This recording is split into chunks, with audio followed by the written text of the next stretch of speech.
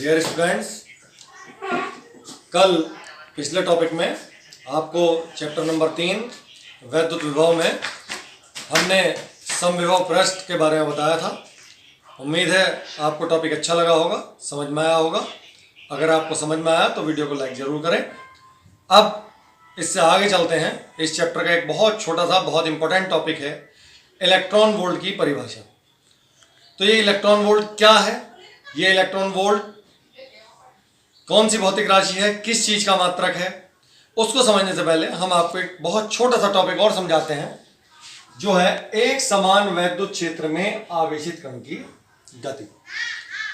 आप सभी को पता है, जब वैद्युत क्षेत्र में कोई भी आवेशित कण रखा जाता है तो उस पर एक बल अवश्य कार्य करता है, चाहे वो गति की अवस्था में हो या स्थिर अवस्था में हो। दोनों अवस्था में वह वैद्युत बल उस पर अवश्य कार्य करेगा। तो जब हम m द्रव्यमान और q आवेश के किसी भी एक कण को एक समान वैद्युत क्षेत्र में रख देते हैं तो उस पर एक वैद्युत बल कार्य करता है, जो आपको पता ही है कितना है, F बराबर QE। इस बल के कारण यदि कण गति प्रारंभ कर दे तो उस कण की गति में त्वरण उत्पन्न हो जाएगा। तो वह त्वरण कितना होगा, आप सभी को पता है, त्वरण A बराबर किसके होता है, F अपॉन M। F का मान हमने निकाला कितना, QE, तो ये हो गया QE अपॉन M। इस बल के कारण जब कण वैद्युत क्षेत्र में गति करेगा तो माना वह x दूरी तय करने में कितना वेग प्राप्त कर लेता है, v वेग प्राप्त कर लेता है। तो हम उसके वेग का मान निकालेंगे, और वेग का मान निकालने के लिए आपको पता ही हम गति की समीकरणों का प्रयोग करते हैं। तो यहां हम गति की तृतीय समीकरण का प्रयोग करेंगे, v स्क्वायर बराबर u स्क्वायर प्लस 2as। तो v स्क्वायर बराबर u स्क्वायर, प्रारंभिक वेग कितना है, 0। हमने पहले ही कह दिया था आपको, स्थित है, अर्थात प्रारंभ में कण वैद्युत क्षेत्र में गति नहीं कर रहा है। वह गति प्रारंभ तब करता है जब वैद्युत क्षेत्र में रखने पर उस पर एक वैद्युत बल कार्य करता है। तो इसलिए प्रारंभिक वेग हमारा कितना हो गया, 0। तो 0 का वर्ग प्लस 2a, और दूरी हमने कितनी चली है यहाँ पर, x। अब हम यहाँ पर a का मान रखेंगे इस समीकरण की सहायता से। तो a का मान रख दिया हमने QE upon m into x। तो यहां से v का मान कितना आ गया, under root 2QEx upon m। ये आ गया आपकी समीकरण नंबर 1। माना इस वैद्युत क्षेत्र में कण जिन दो बिंदुओं के बीच x दूरी तय कर रहा है, उन दोनों बिंदुओं के बीच विभवांतर v है। तो आप जानते हैं विभव प्रवणता के सूत्र से क्या होता है, विभव प्रवणता का सूत्र E बराबर v अपॉन d। d की जगह हमने यह दूरी कितनी रख ली है, x। तो इसलिए v बराबर किसके आ गया, E इंटू x के। तो ये जो आपकी समीकरण नंबर 1 है, इस समीकरण 1 में आप Ex की जगह क्या रख सकते हैं, v रख सकते हैं। तो ये समीकरण इस रूप से बदलकर इस रूप में आ गई हमारे पास, under root 2QV upon m। तो ये आ गया हमारा वेग। तो इस वेग की सहायता से आप कण की गतिज ऊर्जा निकाल सकते हैं वैद्युत क्षेत्र में। सभी को पता है गतिज ऊर्जा होती है हाफ mv स्क्वायर। तो यहां पर हम v का मान यहां से रख देंगे, अंडर रूट हट जाएगा इसका, v स्क्वायर करेंगे तो ये आ गया 2QV अपॉन m। m से m कैंसिल हो गया, 2 से 2 कैंसिल हो गया। तो k बराबर हमारा कितना आ गया, q इंटू v। ये गतिज ऊर्जा आ गई। किसी भी आवेशित कण को वैद्युत क्षेत्र में रखकर यदि हम v वोल्ट विभवांतर द्वारा त्वरित करें तो वह इतनी गतिज ऊर्जा प्राप्त कर लेगा। अब इसी सूत्र की सहायता से, हालांकि ये जो टॉपिक मैंने आपको पढ़ाया ये एक एडिशनल टॉपिक है, ये इतना इंपॉर्टेंट नहीं है, ना ये आता है, लेकिन अब जो हम आपको अगला टॉपिक पढ़ाने जा रहे हैं, इलेक्ट्रॉन वोल्ट की परिभाषा, इसे समझने के लिए ये समझना बहुत जरूरी था। तो अब आप ये समझ चुके हैं कि अगर हम किसी भी आवेशित कण को वैद्युत क्षेत्र में रखकर v वोल्ट विभवांतर से त्वरित करेंगे तो वह गतिज ऊर्जा इतनी प्राप्त कर लेगा। आवेशित कण के मतलब, अगर हम एक विशेष आवेशित कण ले लें जैसे इलेक्ट्रॉन, तो अगर हम किसी इलेक्ट्रॉन को v विभवांतर द्वारा त्वरित करें तो उसके द्वारा प्राप्त गतिज ऊर्जा कितनी हो जाएगी, q की जगह हम रख देंगे स्मॉल e, क्योंकि एक इलेक्ट्रॉन का आवेश होता है स्मॉल e। तो वह इतनी गतिज ऊर्जा प्राप्त कर लेगा। ठीक, तो यहां से हम इलेक्ट्रॉन वोल्ट की परिभाषा देंगे। क्या है इलेक्ट्रॉन वोल्ट की परिभाषा, कि यदि किसी इलेक्ट्रॉन को 1 वोल्ट विभवांतर द्वारा त्वरित किया जाए तो उसके द्वारा प्राप्त गतिज ऊर्जा 1 इलेक्ट्रॉन वोल्ट हो जाएगी। बिल्कुल सिंपल सी परिभाषा है। 1 वोल्ट विभवांतर द्वारा त्वरित करने पर इलेक्ट्रॉन द्वारा प्राप्त गतिज ऊर्जा 1 इलेक्ट्रॉन वोल्ट होती है। तो इससे आपको यह भी समझ में आ गया होगा ये EV किस चीज का मात्रक है। हम बार बार बात कर रहे हैं ऊर्जा की, तो इलेक्ट्रॉन वोल्ट किस चीज का मात्रक हो जाएगा, ऊर्जा का। यह ऊर्जा का एक बहुत छोटा मात्रक है। एक दूसरी भी परिभाषा दे सकते हैं हम इलेक्ट्रॉन वोल्ट की, आप सभी ने पहले ही पढ़ा होगा कि ऊर्जा और कार्य एक दूसरे के समतुल्य होते हैं। तो कहीं ना कहीं हम इसकी एक दूसरी परिभाषा कार्य के रूप में दे सकते हैं। देखिए क्या परिभाषा होगी, बिल्कुल साधारण सी परिभाषा कि यदि हम इलेक्ट्रॉन को ऐसे दो बिंदुओं के बीच गति कराएं जिनके बीच विभवांतर 1 वोल्ट हो, तो उन बिंदुओं के बीच गति कराने में किया गया कार्य 1 इलेक्ट्रॉन वोल्ट होगा। समझ में आई आपके बात? क्या बताया मैंने कि यदि हम इलेक्ट्रॉन को ऐसे दो बिंदुओं के बीच गति कराएं जिनके बीच विभवांतर 1 वोल्ट हो, तो इलेक्ट्रॉन को उन दो बिंदुओं के बीच गति कराने में किया गया कार्य 1 इलेक्ट्रॉन वोल्ट कहलाता है। हम इस 1 इलेक्ट्रॉन वोल्ट का देखिए मान भी निकालते हैं। बिल्कुल साधारण तरीका है। एक इलेक्ट्रॉन का आवेश होता है, तो हमने यहाँ इलेक्ट्रॉन का आवेश रख दिया 1.6 गुणा 10 की घात -19 कूलाम। आप सभी जानते हैं इलेक्ट्रॉन का आवेश। और विभवांतर कितना है, हम पहले भी कई बार कह चुके हैं, चाहे परिभाषा ऊर्जा वाली ले चाहे कार्य वाली, दोनों में हम बता रहे हैं विभवांतर कितना है, 1 वोल्ट। तो विभवांतर हो गया आपका 1 वोल्ट। तो ये क्या आ गया, 1.6 गुणा 10 की घात -19 कूलाम गुणा वोल्ट। और आप सभी जानते हैं फॉर्मूला था V बराबर W/Q, यानी वोल्ट बराबर 1 वोल्ट बराबर 1 जूल बटे 1 कूलाम। तो इसलिए यहां से आ जाएगा जूल बराबर 1 वोल्ट इंटू 1 कूलाम। तो यहां कूलाम इंटू वोल्ट की जगह हम क्या रख सकते हैं, जूल। तो 1 इलेक्ट्रॉन वोल्ट का मान कितना आ गया, 1.6 गुणा 10 की घात -19 जूल। और आप सभी जानते हैं ये जूल और इलेक्ट्रॉन वोल्ट, तो जूल दोनों ही चीज का मात्रक होता है, ऊर्जा का भी और कार्य का भी। तो इसीलिए आपको बताया गया है कि जैसे जूल कार्य या ऊर्जा का मात्रक है, इसी प्रकार से इलेक्ट्रॉन वोल्ट भी कार्य या ऊर्जा का ही एक दूसरा छोटा मात्रक है। इसको हम और रूपों में भी लिख सकते हैं। और रूपों में मतलब इससे छोटे मात्रकों में भी लिखा जा सकता है या इससे बड़े मात्रकों में भी लिखा जा सकता है। जैसे अभी आपको लिखकर दिखाते हैं, ले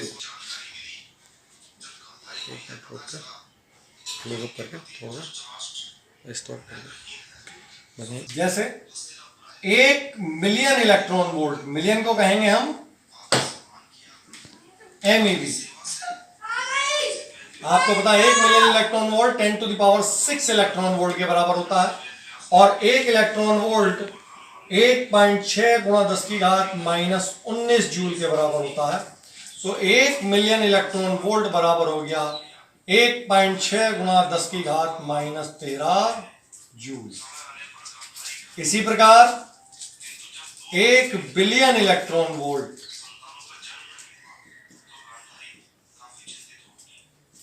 ये 10 की घात 9 इलेक्ट्रॉन वोल्ट के बराबर होता है। और 1 इलेक्ट्रॉन वोल्ट आपने अभी लिखा 1.6 गुणा 10 की घात -19 जूल के बराबर होता है। इसलिए 1 बिलियन इलेक्ट्रॉन वोल्ट 1.6 गुणा 10 की घात -10 जूल के बराबर होता है।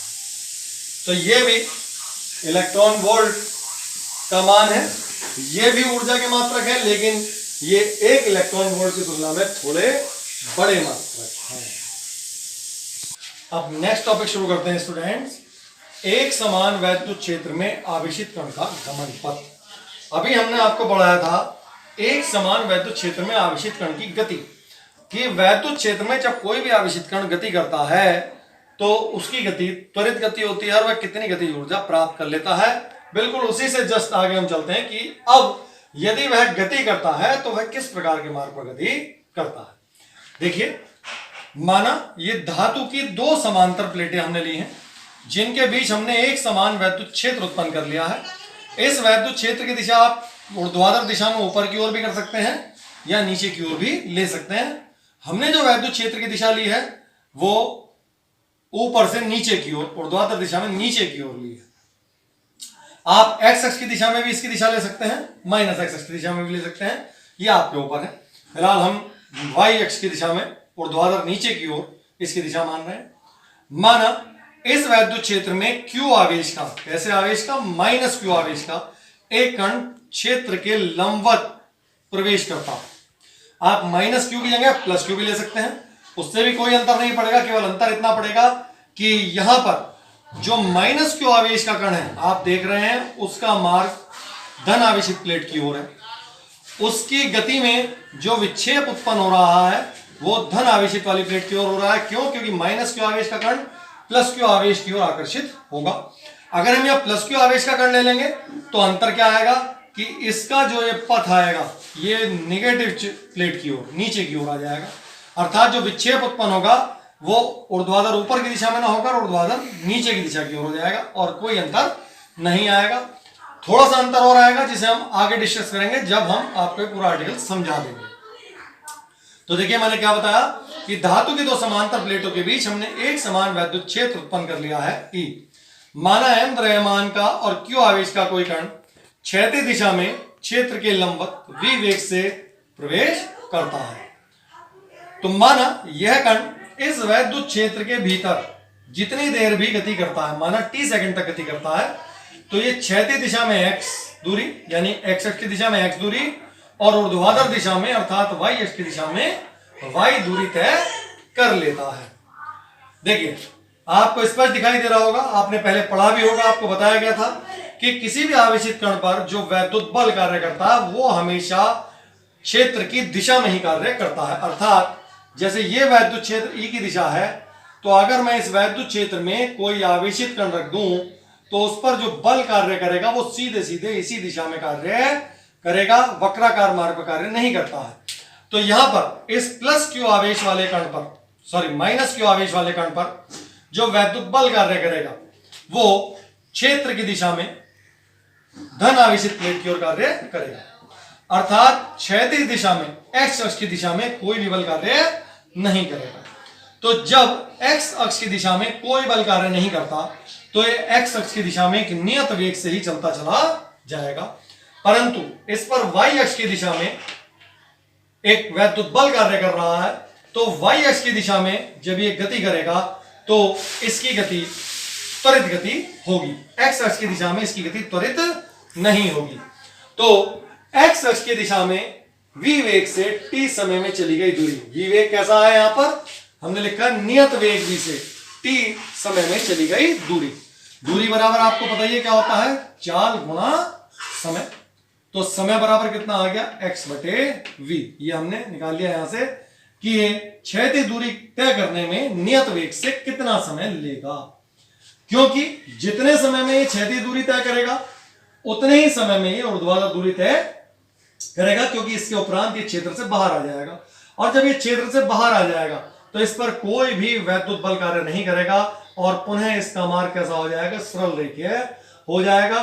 तो जितने समय में इसने क्षैतिज दूरी चली ठीक उतने ही समय में हम ऊर्ध्वाधर दूरी ज्ञात करेंगे, तो इसलिए हमें क्या निकालना पड़ा, यहां पर समय निकालना पड़ा। अब देखिए कण पर वैद्युत क्षेत्र की दिशा अर्थात वाई अक्ष की दिशा में लगा वैद्युत बल, ठीक है।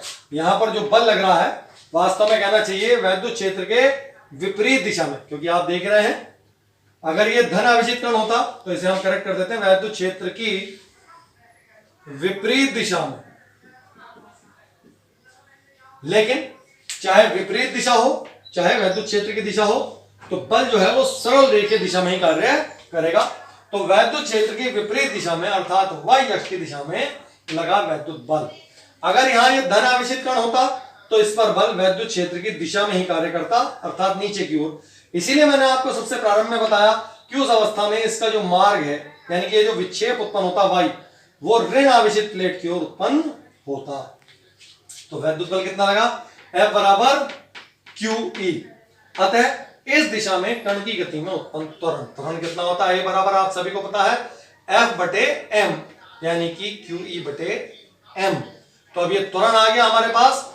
तो त्वरित गति निकालने के लिए, त्वरित वेग से जब कोई कण गति करता है तो उसके द्वारा चली गई दूरी या विस्थापन निकालने के लिए हम गति की दूसरे समीकरण का प्रयोग करते हैं, y बराबर ut plus half at square. u की जगह हमने रख लिया uy का मतलब y अक्ष की दिशा में प्रारंभिक वेग। तो आप यहां प्रारंभ में देख ही रहे हैं, ये कण x अक्ष की दिशा में गतिमान है प्रारंभ में, ये तब तक y अक्ष की दिशा में गति नहीं करता है जब तक ये वैद्युत क्षेत्र के अंदर प्रवेश ना कर ले। जब ये वैद्युत क्षेत्र के अंदर प्रवेश करेगा उसके उपरांत ही इसकी y अक्ष की दिशा में गति प्रारंभ होगी। अर्थात प्रारंभिक अवस्था में यह y अक्ष की दिशा में गति नहीं कर रहा है, अतः y अक्ष की दिशा में इसका प्रारंभिक वेग कितना हो जाएगा? 0 हो जाएगा। a का मान हम यहां से रखते हैं QE बटे m और t का मान हम यहां से रखते हैं x बटे v। तो यहां से समीकरण आ गई y बराबर QE बटे 2mv square into x square. और अगर आप इस समीकरण को देखें तो यह समीकरण परवलय की समीकरण cx स्क्वायर के समतुल्य है। इसका मतलब क्या हुआ? इसका मतलब बिल्कुल स्पष्ट है कि जब कोई आवेशित कण वैद्युत क्षेत्र में क्षेत्र के लंबवत गतिमान होता है तो वह जितनी भी देर वैद्युत क्षेत्र के अंदर गति करेगा उसका मार्ग कैसा हो जाएगा? परवलयाकार हो जाएगा। अगर यहां पर ये प्लस क्यू आवेश की जगह माइनस क्यू आवेश की जगह प्लस क्यू आवेश वाला कण होता तो देखिए आप क्या स्थिति पैदा होती।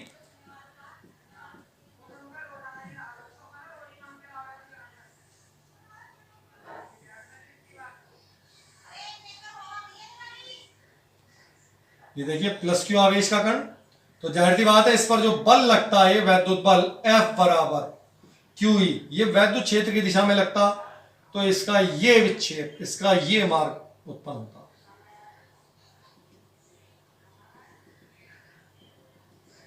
मार्ग इसका भी परवलयाकार होगा परंतु बस विक्षेप की दिशा बदल जाएगी। इस अवस्था में जब हम माइनस क्यू आवेश वाला कण ले रहे हैं तो विक्षेप की दिशा धनावेशित प्लेट की ओर होगी, और अगर हम प्लस क्यू आवेश वाला कण ले रहे हैं तो विक्षेप की दिशा माइनस क्यू आवेश वाली प्लेट की ओर होगी। दूसरी चीज आप देख रहे हैं यहां ये जो विक्षेप है y, ये समानुपाती है 1/m के, अर्थात विक्षेप कण के द्रव्यमान के व्युत्क्रमानुपाती है। तो इसलिए चूंकि ऋण आवेशित कण का द्रव्यमान कम होता है, ऋण आवेशित कण के लिए, इलेक्ट्रॉन के लिए द्रव्यमान कम होता है, प्रोटॉन के लिए द्रव्यमान से। तो जाहिर सी बात है जब यहां mp ज्यादा हो जाएगा m इलेक्ट्रॉन से तो yp कम हो जाएगा ye से, अर्थात प्रोटॉन के लिए ये जो विक्षेप आएगा ऊर्ध्वाधर ये इलेक्ट्रॉन की तुलना में कम हो जाएगा। तो एक अंतर यह है, पहला अंतर तो आपको बताया विक्षेप की दिशा बदल जाएगी, और दूसरा अंतर मैंने आपको यह बताया कि चूंकि ऊर्ध्वाधर विक्षेप द्रव्यमान के व्युत्क्रमानुपाती होता है तो प्रोटॉन के लिए विक्षेप इलेक्ट्रॉन के विक्षेप से कम होगा। दूसरी चीज, अभी तो हम बात कर रहे थे कि जब यह आवेशित कण वैद्युत क्षेत्र में क्षेत्र के लंबवत गति कर रहा है, अगर यह आवेशित कण वैद्युत क्षेत्र में क्षेत्र के समांतर गति करे, समांतर का मतलब ऐसे प्लस क्यू आवेश वाला कण या माइनस क्यू आवेश वाला कण, तो इस स्थिति में इन दोनों का मार्ग सरल रेखीय होगा।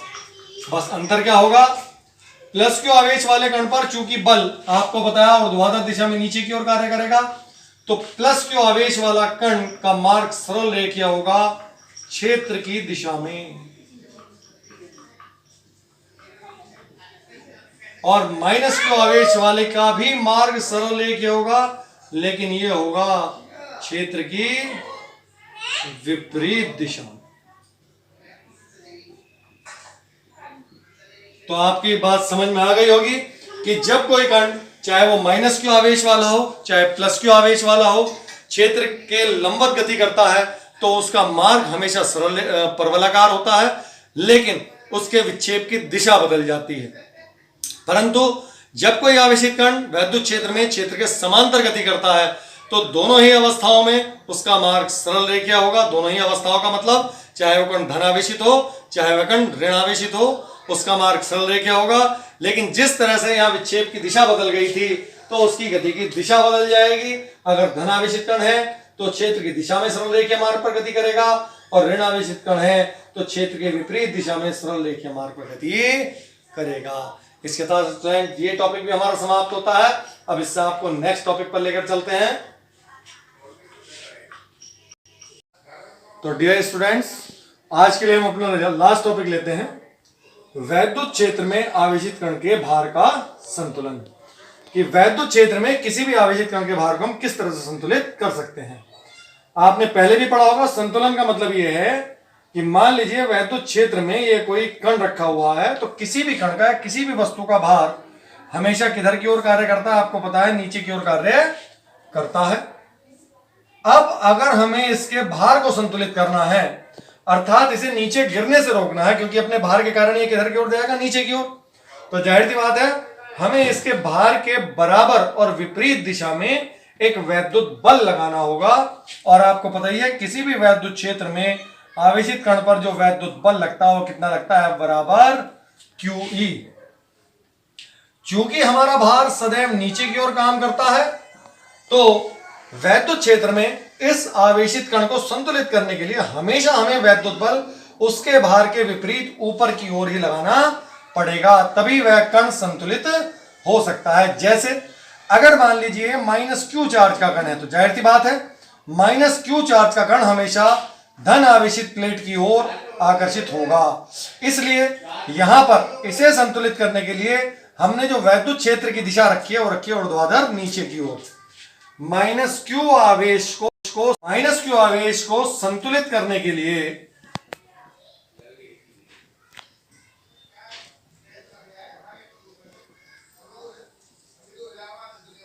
वैद्युत क्षेत्र की दिशा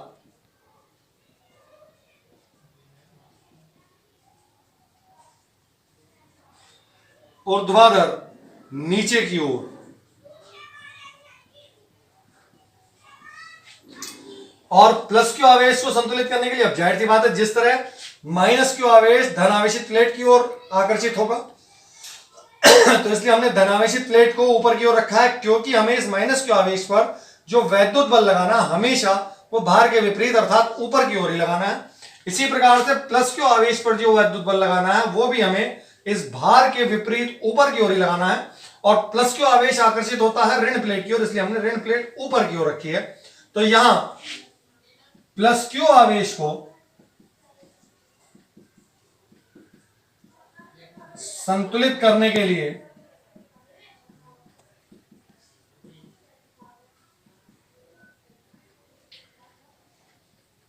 वैद्युत क्षेत्र की दिशा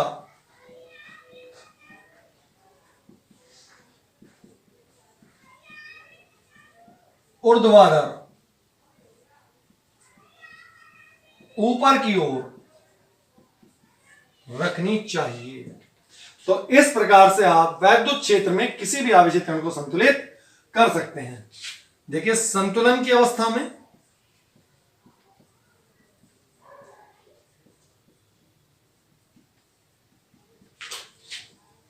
आवेशित कण का भार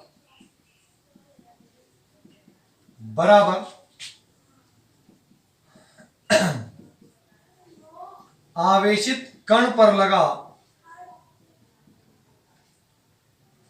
वैद्युत बल। तो कण का भार हो गया आपका, आपको पता ही है, द्रव्यमान गुणा G mg, और वैद्युत बल होता है Q × E। कभी कभी हमें कण का द्रव्यमान नहीं दिया होता, यदि हमें कण का द्रव्यमान ना दिया हो तो द्रव्यमान आपको पता है किसके बराबर होता है, आयतन V गुणा घनत्व D या रो। और कभी कभी हमें आयतन भी नहीं दिया होता है, तो आयतन बराबर किसका होता है, V बराबर होता है 4/3 पाई r क्यूब। यहां r क्या होती है, कण की त्रिज्या। और कभी कभी हमें वैद्युत क्षेत्र न देकर प्लेटों के बीच विभवांतर E बराबर किसके होता है, आपको पता ही है, ये होता है V/D।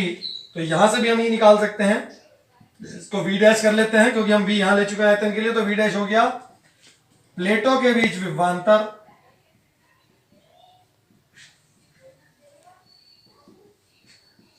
वह डी हो गया प्लेटों के बीच की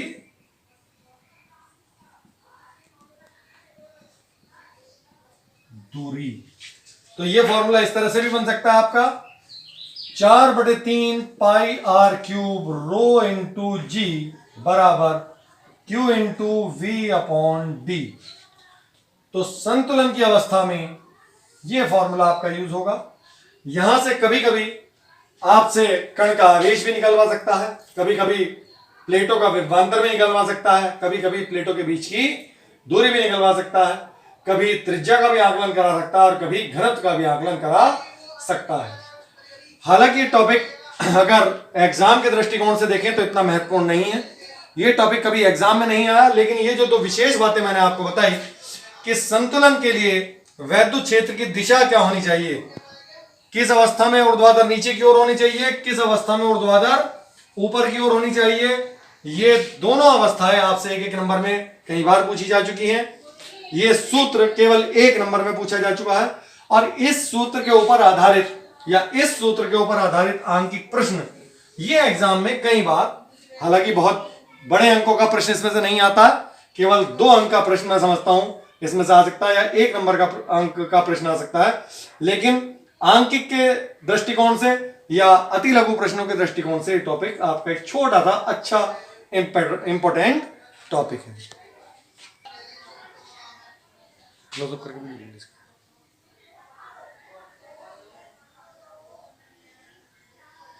और पास कर ले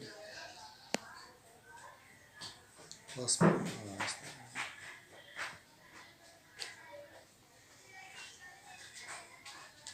तो स्टूडेंट्स आज का टॉपिक हम यहीं समाप्त करते हैं। आज के लिए इतना ही काफी है, इससे आगे कंटिन्यू करेंगे आपको कल।